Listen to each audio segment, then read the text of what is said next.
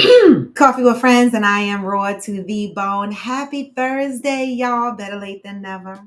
Good morning, good morning. Another rainy day. It looks like the sun wants to come out, but it's raining outside. I don't know, we can't get a break, but I'm gonna start y'all out with the positive vibes of the day because no matter what I say, it's gonna be a what? Step one, wake up early, gonna rise with the sun. Step two, get some good, some food in you. Step three, think real hard about what you wanna be. Step four, everybody just do your thing. Wake up, today's gonna be a good day. Wake up, today's gonna be a good day. Wake up, today's gonna be a good day. Wake up, today's gonna be a good day. Wake up, today's gonna be a good day. Wake up, today's gonna be a good day. Wake up, today's gonna be a good day. Wake up, today's gonna be a good day. Set your affirmations, aspirations. I got shit to do. The aftermath of preparation. Good Food, good mood, blood in circulation. One step at a time. Yeah, that's how you make it. Set a goal. You control and the steps you take them. I try to pick one thought, have some concentration. And if I make a mistake, it's called education. I try to do this every day, call it replication. What? Wake up, today's gonna be a good day. Wake up, today's gonna be a good day. Wake up, today's gonna be a good day. Wake up, today's gonna be a good day. Wake up, today's gonna be a good day. Wake up, today's gonna be a good day. Wake up, today's gonna be a good day. Hey, Wake up, today's gonna be a good day. life ain't easy, y'all. I think there's a reason, y'all. Ups and downs, just like every different season. What? Y'all. Sometimes I'm high, Other times I'm barely breathing, y'all. You always gotta fight and hide from the demons, y'all. Negative thoughts are poison that ride. Head full of flaws, so here come the clouds. Hey, They'll never stop unless I can swallow all the bad for the good in my head. when I'm lost. What? Yeah, so I'ma fake it till I make it. Positive thoughts are Oh, overtaken. I I'll got be back. patience. One day at a time. It's how you operate a cadence. So flow, you grow, you show yourself the foundation. Stay away from all the shit that causes temptation. I know that I like to do it cause it's sensation. I live my life in my head like a narration. Don't expect greatness, do my best, man, I'll take it. Hey, Wake up, today's gonna be a good day. wake up, today's gonna be a good day. Wake up, today's gonna be a good day. Wake up, today's gonna be a good day. Wake up, today's gonna be a good day. Wake up, today's gonna be a good day. Wake up, today's gonna be a good day. Wake up, Today's gonna be a good day. Hey, step two.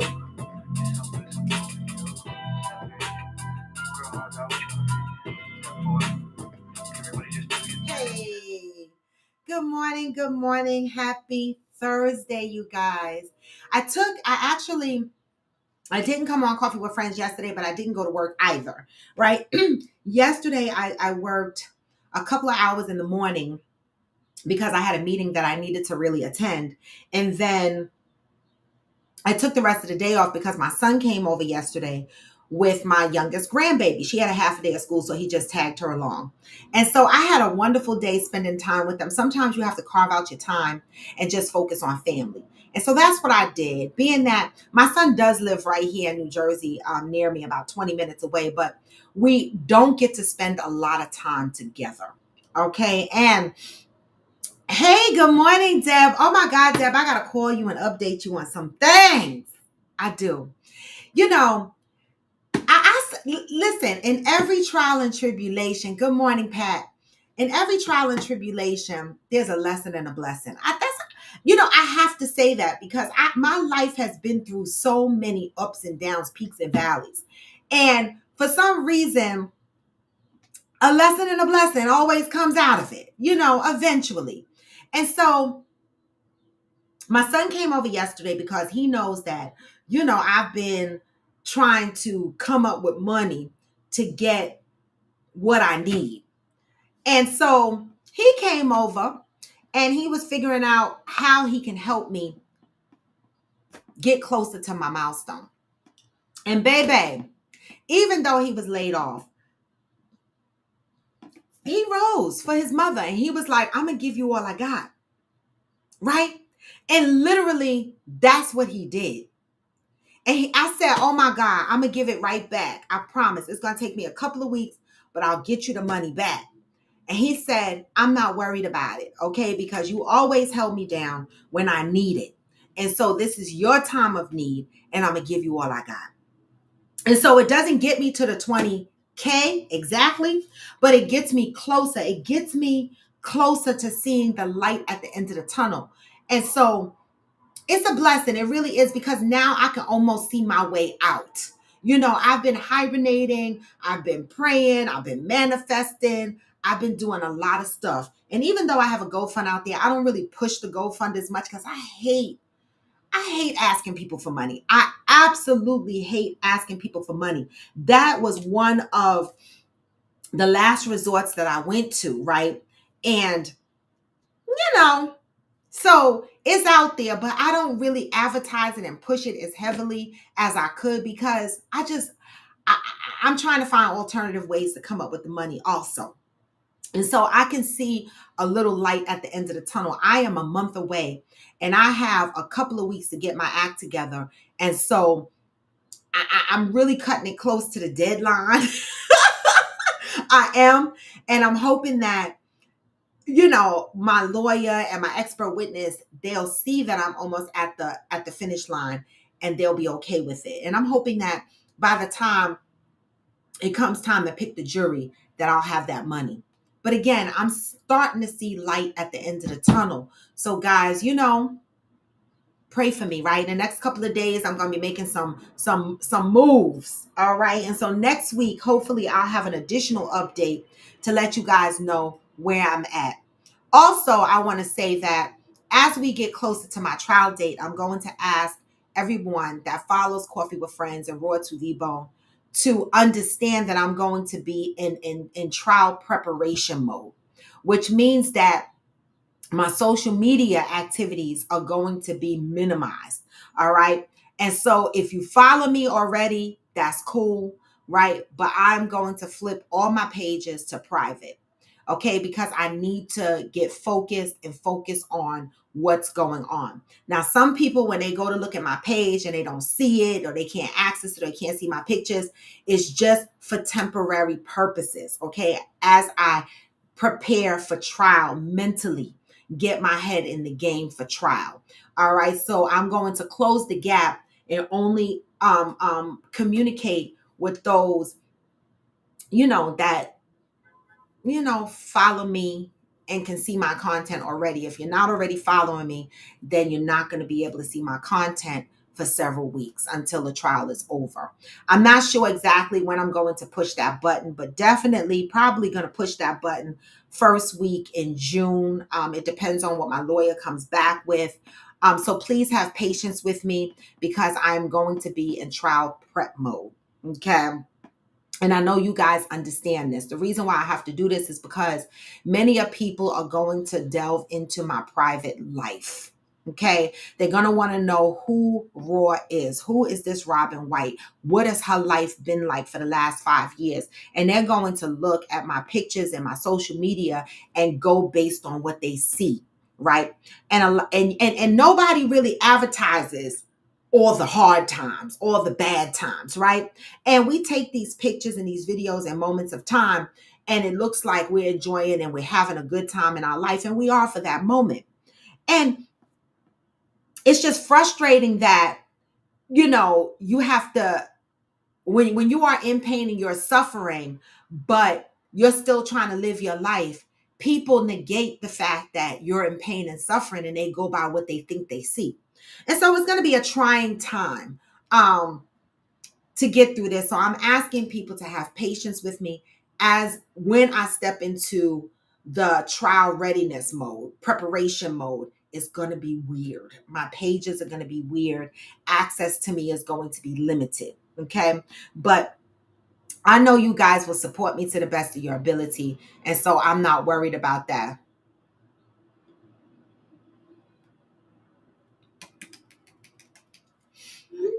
Okay. Now, interesting. Yesterday I was in Total Wines, right?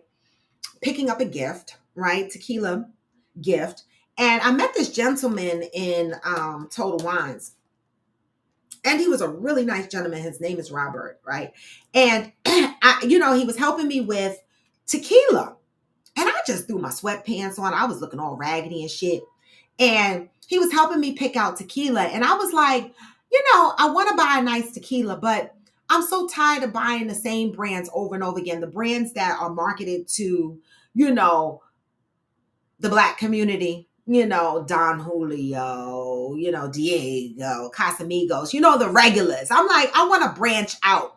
I don't want to be mummified to what is in the rap songs and in the R&B songs for, that circulates around our culture. I want to branch out and taste different types of tequilas. And so he helped me pick out tequila, but I said to him, I'm really a whiskey person. I'm not a tequila person. Tequila fucks me up. That's another story. I'll tell y'all what happened to me last night. So, lo and behold, this gentleman, he was like, whiskey's your thing? I said, yes. This MFer is a part of a company that distributes Japanese whiskey and tequila. He worked in Total Wines 2 days a week just because, right? But because he know liquor. Shinju Japanese whiskey is the brand. Where's my phone? Let me see if I can show y'all what the bottle looks like. Right now, it's distributed internationally. They sell it in Total Wines. They sell it in Total Wines. And Shinju means pearl. This is the bottle. Isn't that bottle pretty? Japanese whiskey, Shinju. Look it up. And so this gentleman is he is the chief relationship officer of Shinju Spirits LLC. All right. And he is also CEO of Media Kitchen. So this man, and he's also VP of Biz Development's Human Brands International. So I met this gentleman, and they also have a tequila line that they partnered with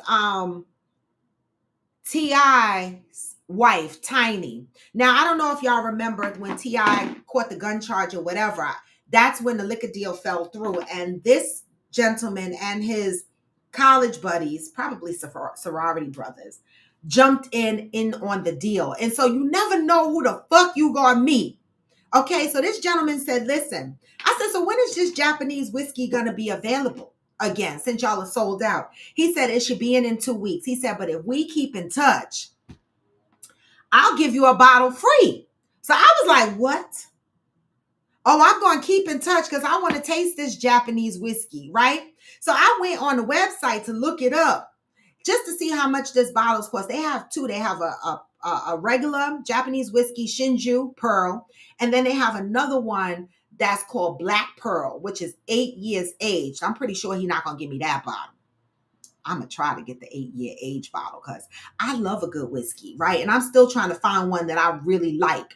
And so this motherfucker is a part of a whole whiskey company distributing whiskey. I just stumbled across this man in Total Wines.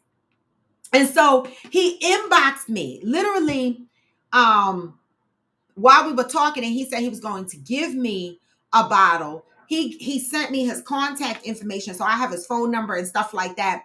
And while I was online to go purchase my stuff, he ran to me online because he forgot to get my IG information. And so we exchanged IG information, and he sent me an inbox with the picture that I just shared with y'all, right? And so, baby, when I'm sitting here next week or 2 weeks from now or 3 weeks from now, and I show y'all my Shinju Japanese whiskey bottle, let me tell y'all, listen, this is what it's like when you just throw on sweatpants and shit and just run outside looking bummy. That's when you meet people. Ciao. Baby. And he was nice looking. Because the guys my age, a lot of them they look like they 20 years older than me. And I be like, no, that's not it. Yes, Angel, he was handsome. Let me see. Let me see if I could get his picture.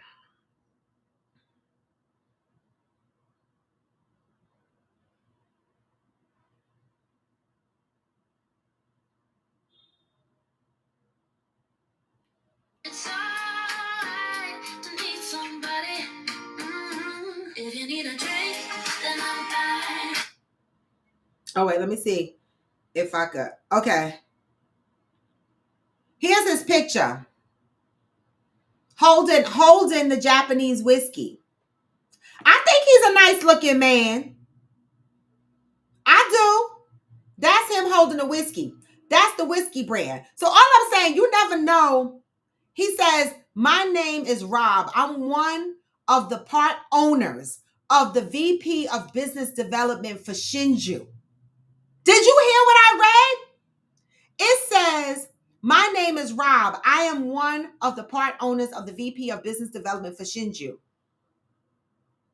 And he wrote a whole thing about himself. I'm not exactly sure when I realized that being Black was special. My path was taking different routes over the years, but my commitment to overcome my struggles as a Black man in America has remained consistent. Thanks to my parents instilling good moral values and strong work ethic in me. Along the way, I've met individuals and mentors who were positive influences on my confidence and liberation as a Black man. These values have given me confidence to take intelligent risk. So when the opportunity presented itself to become partner, owner in a spirits brand, I embrace it with open arms. Today, the company owns a few brands. Shinju Japanese Whiskey is one of those brands. Less than 5% of the wineries and spirit companies in the United States are Black owned, but the number is steadily growing.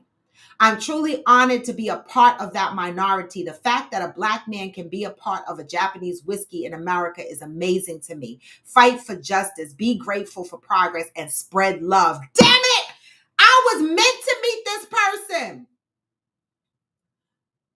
Beautifully stated. This is what I'm putting on that post. Beautifully stated. Okay? Beautifully stated.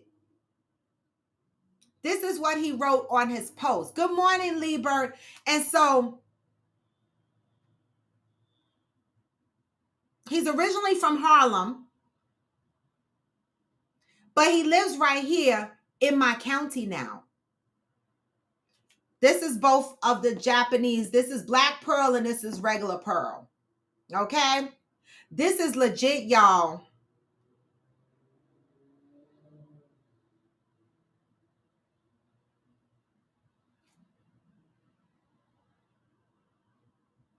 I'm just saying.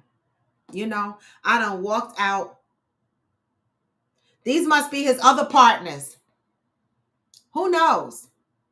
Okay? But I love seeing Black brothers owning in the spirits industry. That's a big deal. I don't know much about liquor, but I'm telling you, I was meant to run into this man because this is exactly what I be talking about on this show. Black people doing shit, branching out and dipping their toes in different things. This Emma Effa is in the Japanese whiskey and the tequila business. That's a big deal for Black men, Black women. Now, we do have some black owners in the whiskey business. Uncle Nearest is a whiskey brand that's owned by a Black woman. So there are Black people out there in the spirit industry, but as he said, not many. And so when we see our Black people stepping into these various realms and businesses, I gotta say kudos. I gotta clap it up. I gotta clap it up. Thank you.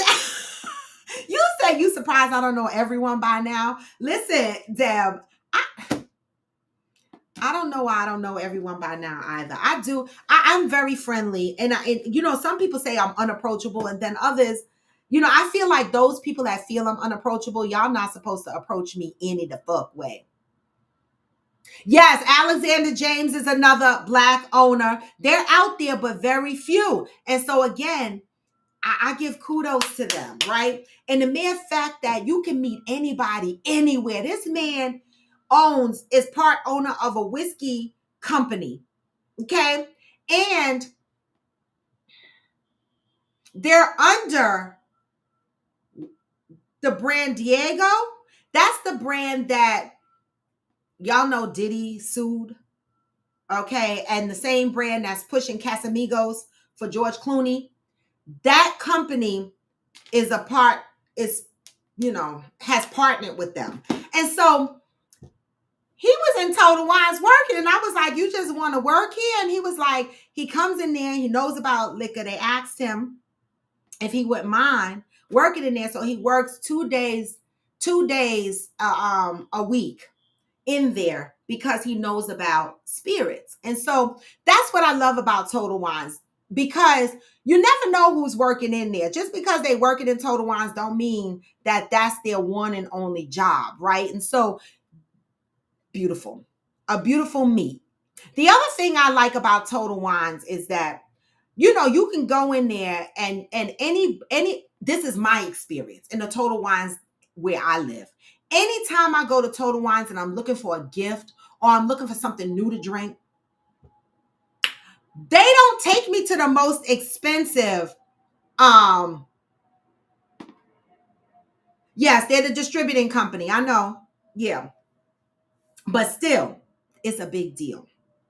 And every time I go in there, they never ever take me to the expensive stuff. That's why I love Total Wines, right? Some liquor stores would be like, you want to give somebody a gift, get Cinco Como, whatever it's called, Kevin Hart's new liquor or this person's new liquor, and it'd be $140 for a bottle or $199 for a bottle. They never take me to those liquors. They always be like, listen, you want a good tequila or you want a good whiskey, try this, try that. And they let you taste it. And they always save me money. Baby, I bought, instead of going in there buying a Don Julio 1942 or something of that nature, I was able to get 2 bottles of tequila for the price of what I would have paid for a Don Julio 1942.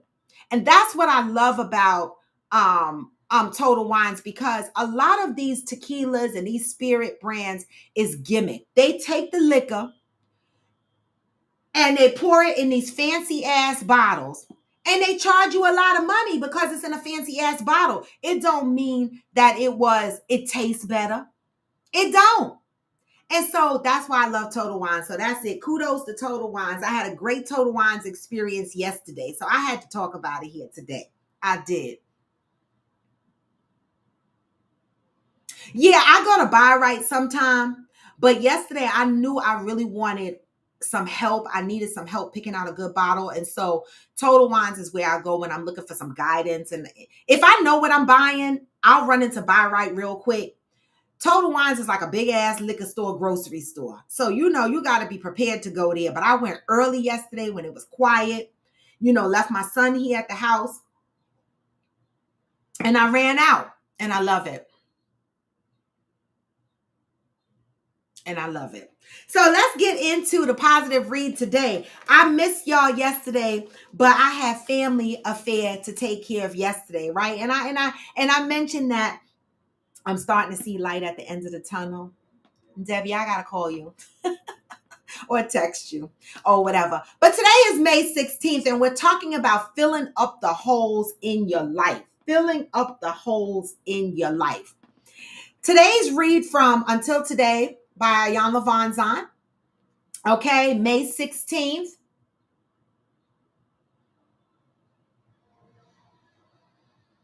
Oh, okay, so Specs helps you too. So they're okay.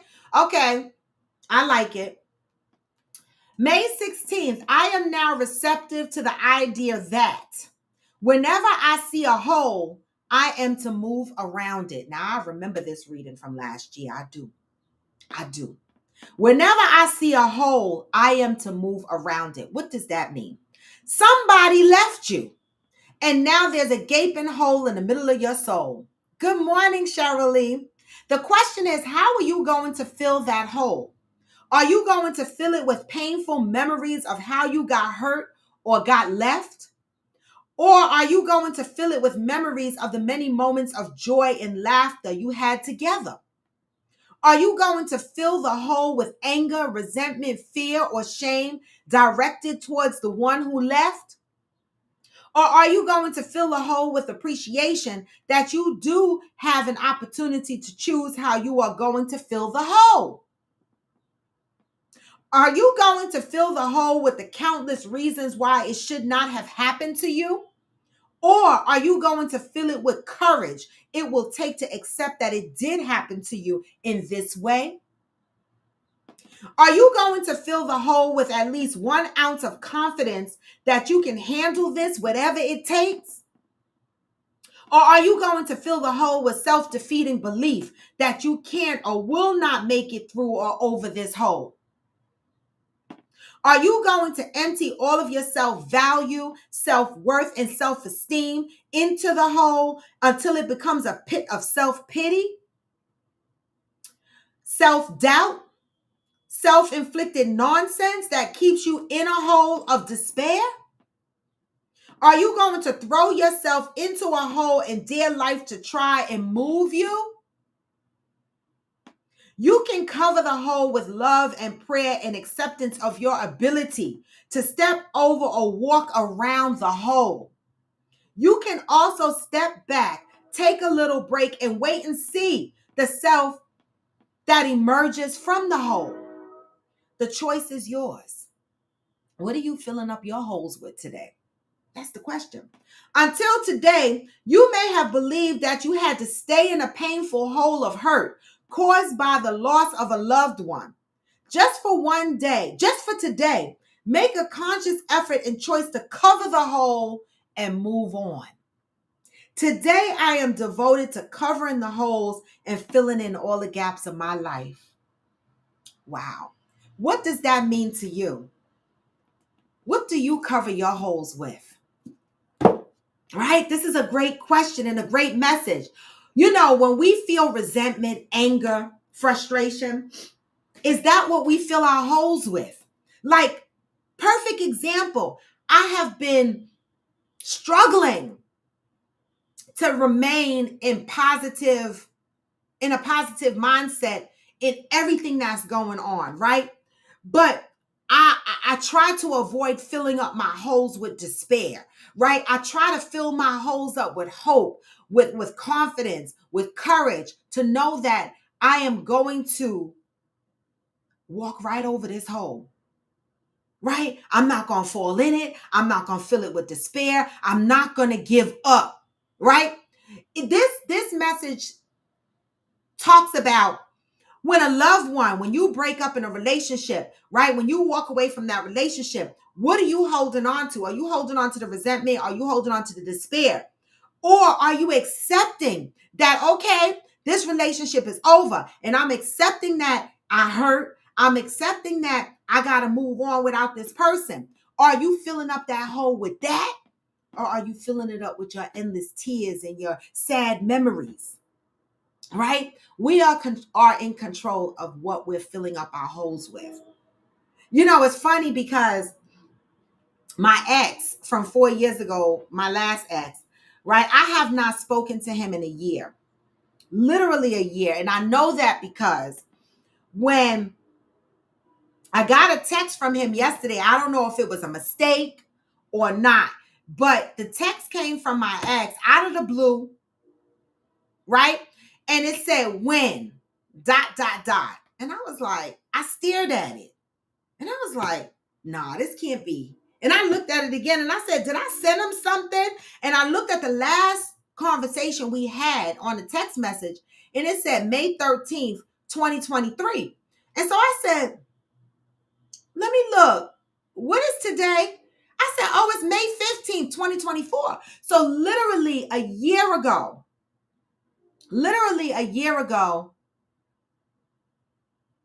was the last text message I exchanged with this man. And he sent me when. And I just looked at it. And that's when I realized I'm no longer resentful. I'm not angry. I'm not anything. Right? Because I'm in control with what I fill my holes up with. And so I was able to look at that text message, and close it. I didn't respond. That's it. I looked at it. I said, I'm just going to take this as it was a mistake. He texted me by mistake, right? And I didn't feed into it. I didn't feel no way about it. And you know what? That's progress. It is. It's progress because when I came from out of that relationship, I asked myself over and over again, what the fuck happened? And for a minute, I was living in despair. Not because I wanted him back, but because I was confused as to what the fuck happened. But I'm over that. What are you filling up your holes with? Right? We go through a lot of trials and tribulations, right? And we operate our lives. Some people operate their lives out of fear. Fear. I navigate through fear a lot. I talked about this recently. I do a lot of shit feeling fearful, but I do it anyway. I do it anyway. Right? So be conscious as to what you are filling up your holes with. It's a good message. It is a good message. Let me see. I wrote something down. So I have a question for you guys, right? Question.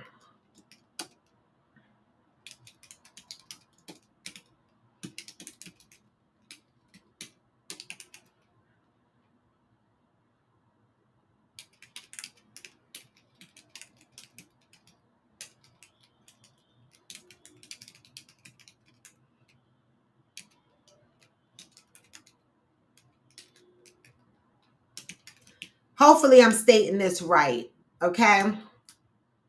This is my question.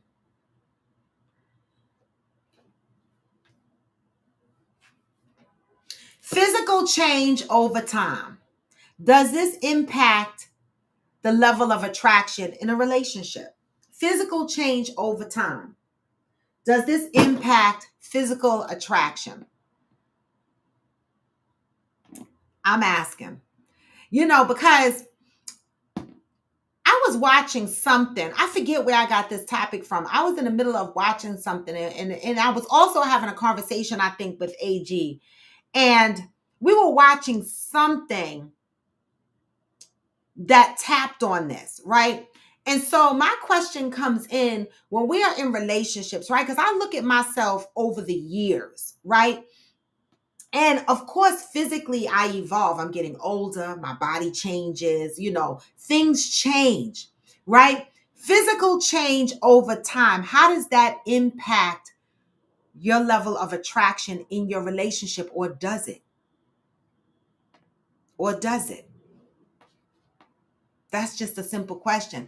To me, when I reflect back on my relationships, I don't think, well, first of all, I haven't been with anybody long enough to really see them go through a big physical change. Like my longest relationship was 20 years, but we started young. So, I mean, they didn't physically, they changed some, but they actually changed and got better.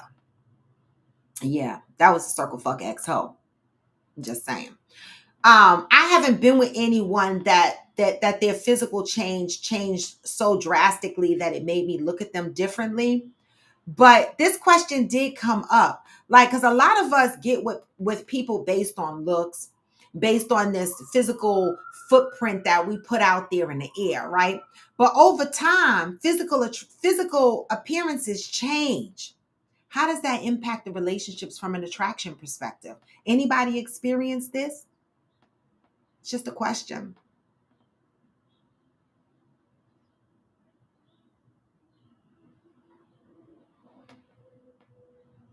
I know we only got 8 people on here today. And maybe none of y'all have experienced this, but this was a good question. Because we are so infatuated with the physical appearances in the beginning, it shouldn't, Cheryl Lee said, it shouldn't. Whether you get extra skinny, whether you get extra big, whether your face start hanging, because I say, I'm starting to get this neck shit. Somebody better hurry up and sweep me off my feet before I physically change too damn much. And they be talking about, then I'm going to have to go with the guys that got the pee-pee stains in the front of their pants because I'm going to be looking like them. I'm going to be looking like them.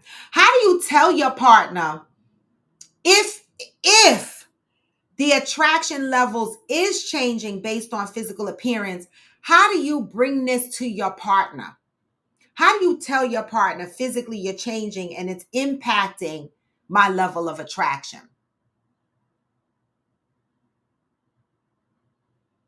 Oh, I didn't even think anybody was going to have a real example. Debbie, what?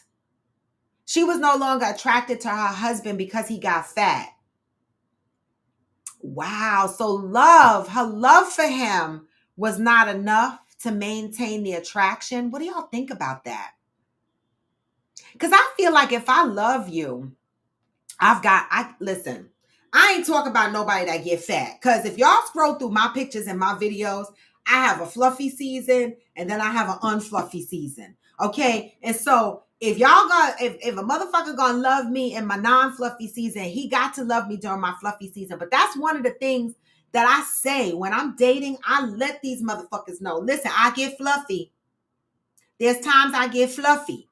Okay. So don't give me no fucking slack. See, my circle fuck ex-ho, when I went through my fluffy season, he made sure to let me know, oh, look at your stomach. Oh, you getting big. You eating again. Like he used to throw little darts to make me feel bad about my physical, structure. But I don't give a fuck no more. Right.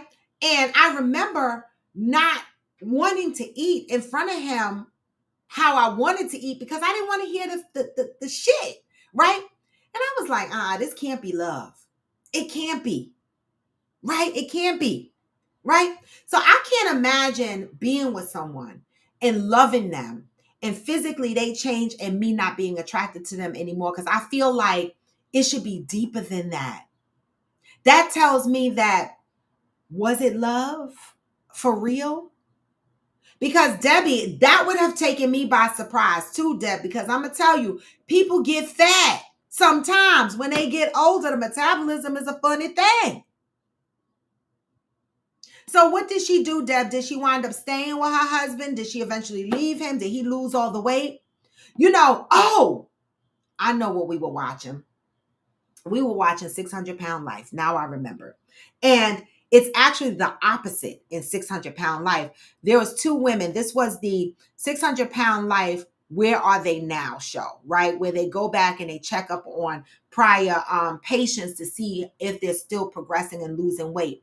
There were two women on the show, both who have done great in the weight loss arena, and their significant others, their husbands, were not happy for them. Both of their husbands, these people didn't know each other. It was two different stories, but their stories were similar. Both of their husbands preferred them to be obese, right? One woman said, my husband is no longer attracted to me. They literally moved and slept in two different rooms. This woman was sleeping in the room with her child because her and her husband were no longer, interacting as a married couple. He was no longer physically attracted to her. Good morning, Smokey. He was no longer physically attracted to her because she had lost so much weight. And it started to affect her mentally to the point where when Dr. Now wanted to move forward with the skin loss surgery, she didn't know if she wanted to have it because in her head, she's trying to hold on to this man that is attracted to her being big. But then she said, and she decided that this weight loss journey was for her. And ultimately, they ended up in a divorce. Okay? He moved out. She filed for divorce. Now, the other woman, same similar story. Her husband was no longer attracted to her because she was losing the weight dramatically. And also, he was so used to being relied upon, her being so dependent on him making all the decisions and all the movement in the house. And now that she is able to get up, move around, do a lot of shit for herself, their marriage fell to pieces.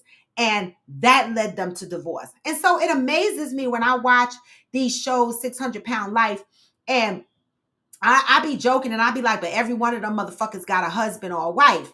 But These people literally have marital problems because they enter into a weight loss journey. And these people literally want their partners to be obese. And I said to myself, how selfish is that? Like, these people are having medical issues, can have medical issues, can die from obesity. And you want your wife to be obese, or you're not attracted to her? That to me is sick. That to me is sick. Cheryl Lee said, in my opinion, emotional connection, shared experiences, and respect should be the bond, not the physical. I agree with that, Cheryl Lee, after the physical, because something got to pull me to you. Something got to pull me to you. So I need to be physically attracted to you. Don't get me wrong. But I agree with every last bit of what you said. Emotional connection, shared experiences, and respect, no matter over the time of your physical change, right? Whether it's for health reasons, whether you got a little unhealthy, whatever it is, should that impact the level of attraction you have on your partner?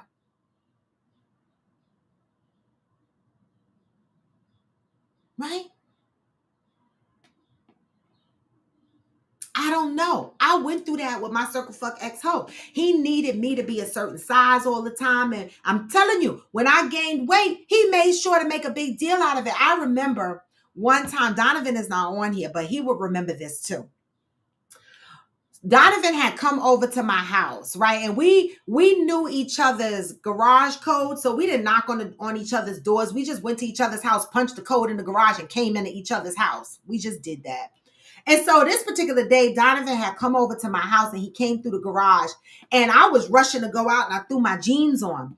Baby, I came down the stairs with my jeans, and Donovan and Circle Fuck Ex-Ho was in the kitchen or somewhere. And I came downstairs, and when I bent down, my jeans busted and ripped like in the crease. Big old hole. Baby, we laughed, right? Because that shit was hilarious. But my Circle Fuck Ex-Ho had to throw in some other shit about, something. I can't remember his exact words, but it was something related to my weight. And inside it used to make me feel kind of bad, right? Because we had a basement with gym workout equipment, but I felt like I was more working out and doing it for him opposed to myself. And that's a miserable, miserable, miserable feeling. And so I had to get a grip. And I had to get into the fuck you stage. Like, I'm going to do what the fuck I want to do. And I did eventually. And so I navigate my life today is I don't care. I get fluffy sometimes. And I don't worry about it no more. And every time, somebody dates me or tries to date me, I let them know. I get fluffy sometimes. So if that's going to be a problem for you, go the fuck on right now, because I don't even want to hear shit. And I'm not going to be aggravated by this shit. If you cannot get an emotional connection with me and have shared experience with me and respect and go deeper than the physical, then I don't want you. Right?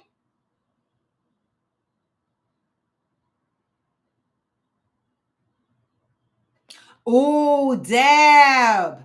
Deb said, do y'all think it would last longer if we all adopted the arranged marriages, relationships? Yes, I do. You know why, Deb? Only reason why I say that is because, I don't want that to be a thing. But the only reason why I say I think marriages would last longer is because the family is involved. See, I talked about this before in the show, where we don't engage our family members when we're dating. I shouldn't say we don't, but there's a population of people that don't engage their mothers, their fathers, their aunts, uncles, or whoever their core family structure is, into their courting process and into to determining whether this man is for you or this woman is for you. We make the decision that we fall in love with these people. We want to marry these people. And then we tell our parents, and then we tell these other people, and then they meet the significant other after the fact that you made the decision that you want to be with this person. But I feel that in all the cultures of the people that I know that have that are a part of arranged marriages, they all married.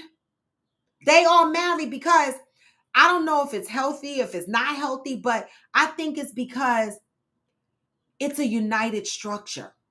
Everybody is committed to that arranged marriage. I think so. That's my opinion. I don't know. What do y'all think? Shirley said, don't want to lose unhealthy weight is crazy. What is your trauma that you need someone to be in an unhealthy state in order for you to love them?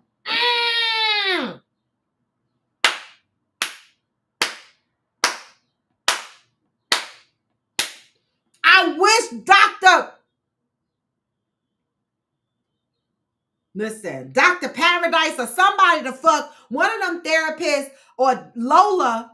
Y'all know if y'all watch 600 Pound Life, y'all know that those are the therapists, Dr. Paradise and Dr. Lola, right? Why the fuck they don't ask that question? That's a good question, Shirley. What is your trauma that you need someone to be in an unhealthy state in order for you to love them? Oh God, that's a doozy question. That's a good question. Deb said, no, quite a few people don't place value on what their elders say about who they are dating. That's sad, but true statement. They don't.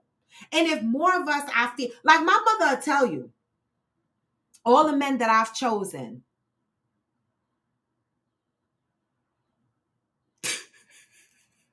she didn't really fuck with them. She didn't. She really didn't. She accepted them, but she didn't really fuck with them.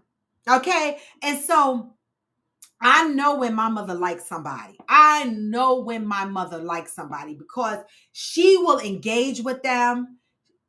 Good morning, Vibrant Prestige. She will engage with them. She will want to talk to them. She'll ask me about them all the time. And she smiles at them, right? That's when you know your mama likes somebody. But all the motherfuckers I picked out before, my mother didn't really fuck with them. Good morning, Damaris. They didn't. She didn't. And so my mother reminded me recently, she said, you know, all your men that you had, you realize that I didn't really fuck with them. And I was like, that's true. Right? So Debbie, I don't know. I feel like if the family was more involved with who our partners were, I think it would be better. That's just my opinion. That was a good question. That was a really good question. And you know what? That's a good question for everybody to ask. Do you have people in your life that's putting you that need you to remain in unhealthy states, not only weight wise? Like this question, Shirley, I had to put this up here because this is not only weight, right? This is deep. What is your trauma that you need someone to be in an unhealthy state in order for you to love them? This is a person that is emotionally or mentally abusive. If you're in relationships, right, and you have a partner that is constantly tearing you down through how they communicate or how they behave, maybe they cheat, whatever the fuck they're doing, they're fucking up your mental state, right? What kind of motherfucker say they love you but puts you in an unhealthy state, mentally, physically, whatever? Even what motherfucker loves you that puts you in a bad financial state? Like, I'm gonna give you an example. Like, there's a couple of people on the show. I say a couple of people because I don't need to be specific, right? That have out loud admitted that they have men that barely pay bills but live in their house, right? And these men know you are struggling, know that you cry at night, know that this is like a burden on you. Watch you work 2 and 3 shifts. Watch you do double shifts to bring in extra money. They watch you be unhealthy, tear down your physical self to maintain because they're not trying to do better. This is a great question to ask. What is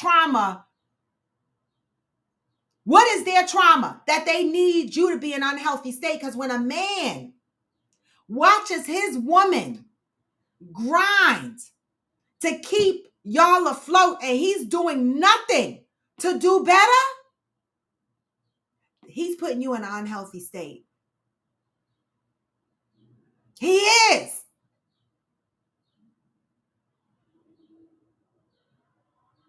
Right. You said a motherfucker that don't love themselves. And this is why we talk Vibrant about self-love, because that is so true. Check yourselves.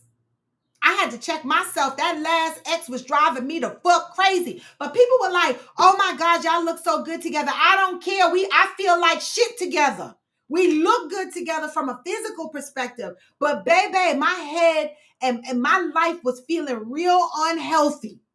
And I was like, there ain't no goddamn way I could say I love myself more than I love him, but I'm allowing him to talk to me and treat me that way.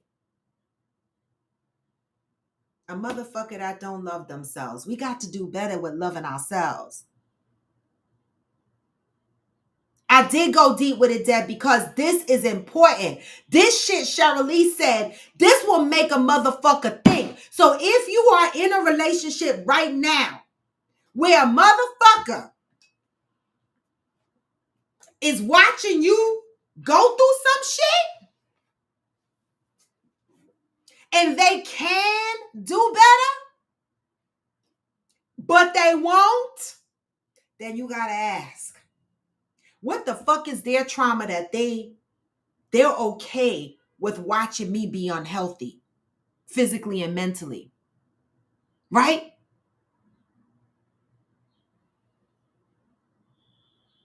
I bet you our relationships will be way the fuck different, because nobody should be in a relationship feeling unhealthy physically or mentally, and they have a significant other that appreciates them in that state. Not that you shouldn't be in that state, because shit, life happens. But a motherfucker who prefers you to be in that state, who watches you suffer. See, that to me, that's a different ball game. And so that's where women like me, get this feedback from a population of men that say, oh, you're the typical woman that says, I don't need a man. No, that's not. I don't need a man that's going to put me in an unhealthy state. That's what I don't need, right? Vibrant said mama and grandma talked down to him since he started walking, and that's how he talks to his women.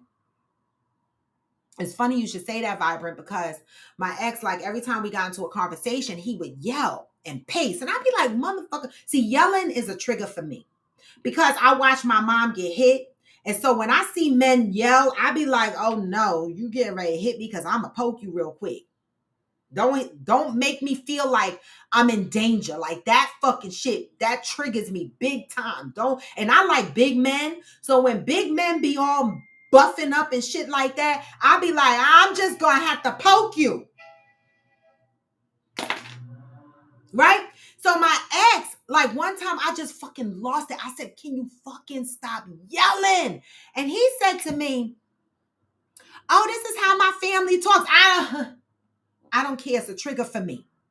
And so because he was raised in that environment of rough talking and talking down to women and shit like that, and he bragged about how rough his uncles were, that's how he navigated. And I was like, See, I try to give people grace because we are a product of our environment at times, right? But it's our responsibility to recognize when our environments are toxic and when our behaviors are toxic. And it is our responsibility to unlearn that toxic shit and learn some new shit. Just because we learned it and just because we were raised up underneath it and just because we inherited some of those traits don't mean we don't need to change. So start asking the question, why the fuck my partner want to see me unhealthy? What kind of bullshit is this? Start asking the question.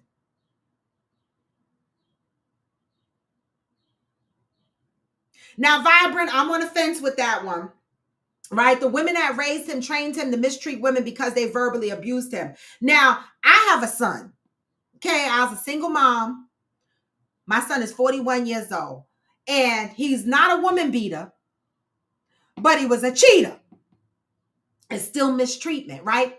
And one of the things that used to grind my ass crack was a motherfucker is quick to say, oh, what mother raised this kid? Me, right? He ain't never seen me cheating. I know the fuck he got that from. The first thing people will say is, this is how a mama raised her son. No. Why people don't say, where the fuck is the daddy? Where the fuck is the daddy? See, I raised my son, but he cheated. And his ex-girlfriends used to say it all the time. Oh, is it the mama? And you know, they got songs that people sing that say the mama didn't raise their son right. No, I will not accept that because I raised my son to be respectful. He's never seen me get beat down. He's never seen me cheat. Now, he's experienced my relationships where they cheated on me, but he was of age by then. Okay? And so it's deeper than just the mother raising them. It's a lot, you know? I don't know. Good morning, mother. I'm on the fence with that one. But verbal abuse could have existed, but it could have been beyond the mother. Like some of my trauma that I experienced, it spread beyond my parents, right? It was you know, traumatic experiences with my aunts, my uncles, my cousins. It took a many experiences to create some of the dynamics and how I navigated in life, right? So the same thing could have happened with my son. Stuff from me, stuff from his dad, stuff from his cousins, stuff from his uncles. We are poured into as we grow up in life, but yet there's a population of people that will blame a woman for how they raised their son. First of all, where the fuck was his daddy? Don't nobody ever say that. Don't nobody ever say that. They just say it's the mama fault. We got to do better. See, that's another toxic shit that we got to unlearn. We do. It's a popular saying that is not true. Shirley said most arranged marriages work because they are groomed to share values and goals, already been committed to the relationship, usually from early age, and a family support is already in place. Well said. Yes, Shirley. Yes, that's right. Exact. Vibrant. Now see, because I'm going to tell you, Vibrant, me and my brother, I have 4 brothers, but I have one brother that I share with my mom. Okay. Me and my brother were raised by the same mom. We were raised poor. Okay. And my brother went a whole opposite direction than I did. My brother in the Who Scout right now. He's smart. He know how to make money. Right.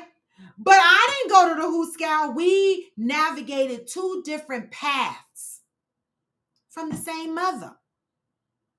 Right? So when people look at me, they go, oh my God, your mom raised such a beautiful child. And then maybe when they look at my brother, they go, what the fuck happened? It's the same mom. Right?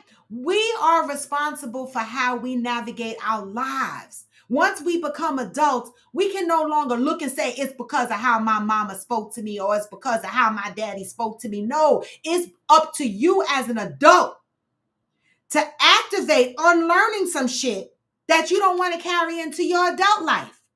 A lot of us normalize toxic shit just because it's what we grew up with. Fuck that.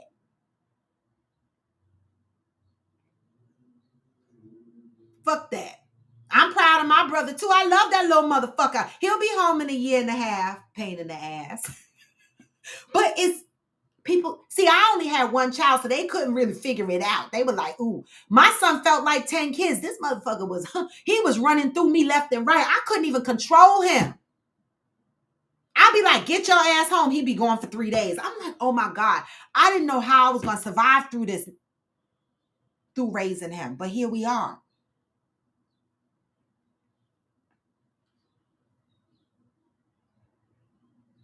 Vibrant said, girl, some people hold on to how teachers and administrators treated them. They do, but they need to get through it, right? Because they carry that behavior into their lives, right? It holds us hostage. You know, back to the message we read today, right? What do you fill your holes up with? Do you fill them up with despair, pain, trauma?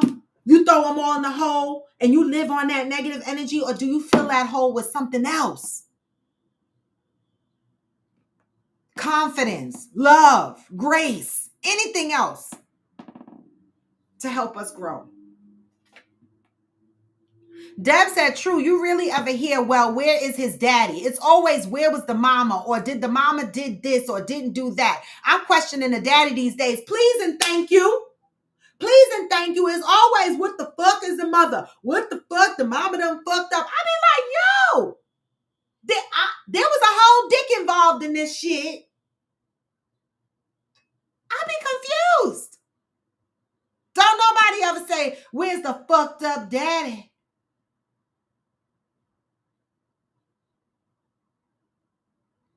Right, Vibrant. Church members, community members. I like how you said church members.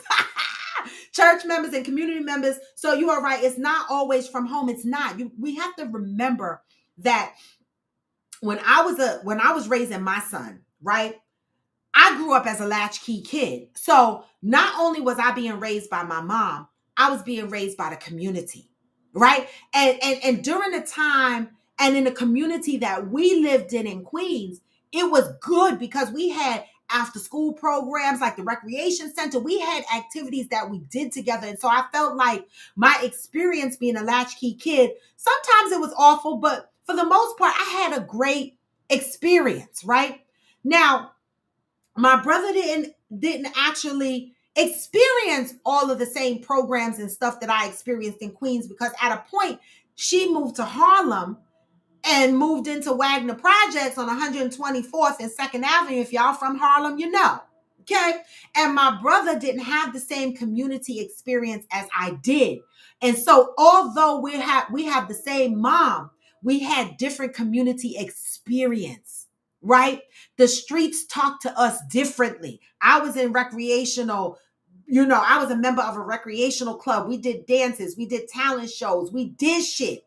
No, he was in Harlem and got in the community of the streets and the drugs, So it's not always the mother. And keep in mind, when you are a single mother, you're working. You're trying to survive. You're in survival mode. And so you don't have a lot of quality time that you're spending with your children, unfortunately. And so again, the community gets them a little bit more. It's so much deeper. Wait, Vibrant said, I fill my holes up with shopping and organizing my home. And I'm not mad at that. I'm not. Right. They when the girls are fast. Yes, we have things in common, Vibrant. You see, that's why Coffee with Friends is important, because I always say that a lot of people feel like they're alone in their journey and in their history and how they were raised. And when we get on Coffee with Friends, we talk about our own personal experiences, and we find out that there's other people out there that have similar experiences, right? And it's comfort in that, because many people walk around feeling alone and asking themselves, why the fuck is this happening to me? Like, why the fuck does this happen to me? It's not only happening to you. It's happening to a bunch of people. It's happening to a population of people. And there's comfort in knowing that somebody else went through what you might be going through or what you went through, and they can share their experience. And especially when there's a positive outcome, it gives other people hope that I can come from this. I can, right? And so before I wind down my show, I want to recant what I stated earlier, now that there's a few more people on, right? As I am a month away from trial, right? I am going to be focused on being trial ready. So what that means is that my social media accounts are going to be closed off. They're going to go into private mode, right? And so if you're already following me, kudos, right? That's fine. You'll still see me. You'll still see my content. If you are not following me, you will not see my content for however long the trial takes, okay? Because I want to keep my I say my life private as possible during the trial, because they are going to be digging into my life. They're going to want to know who Raw is, who this Robin White is, who is this person that is fighting against this doctor. Okay. And so I am going to go in private mode. Have patience with me as I get into trial ready mode. All right. That is going to look weird. It's going to be different. Okay. And so I have to go into private mode. So I will let you guys know when I'm about to do it, but it's probably going to happen maybe around the first week in June, where I switch to private. And so that is just to prevent people from poking around on my pages and pulling my pictures and doing all kind of crazy thing, because I don't know what to expect from trial. All right. And so I'm just trying to lower the noise in advance. So I just wanted to put that out there, because I know some people are going to miss this message, and I'll try to remember to say it a few times over and over again on these live shows, so that people won't be shocked when they go to my page and it says this person is private. Okay. The countdown is on, y'all. But I do want to say this, right? That y'all know that I'm trying to come up with this money for trial, right? And although I have the GoFund out there, I mentioned earlier that I don't really push it as much as I should, because I hate asking people for money. I do. I really fucking hate asking people for money. That is not something I do. I have never done that, openly ask the public to donate to something or contribute to something that I'm fighting for. So my son came over yesterday, and he came over with a blessing. And so I see light at the end of the tunnel. All right. There is light at the end of the tunnel. I'm getting closer to meeting my goal. All right. I'm doing a lot of things behind the scene to make this happen, because again, as I fight the medical system, okay, I am fighting for more than just me, right? I am fighting for other Black women who are not getting acceptable care, who go in with fibroid issues or uterus issues, and they get these hysterectomies, and these doctors butcher us. All right. I am making a cry for help to the medical system, that things need to change, right? And so malpractice suits are very expensive. So a lot of people shy away from getting into a malpractice suit. I mean, this case has cost me money. And so, but I have every intention of taking this to the end. Okay, because I need this doctor to know, and I need the jury to know, and I need the judge to know, and I need that insurance company to know that this is unacceptable.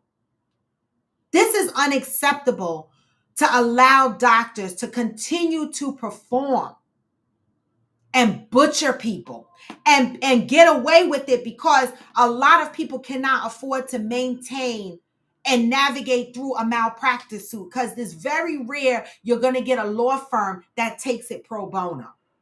There's a lot to lose here, because the doctors are like police officers. They stick together, right? And so it's hard to fight them. It is, because they never want to tell on each other, even when they know they do some fucked up shit.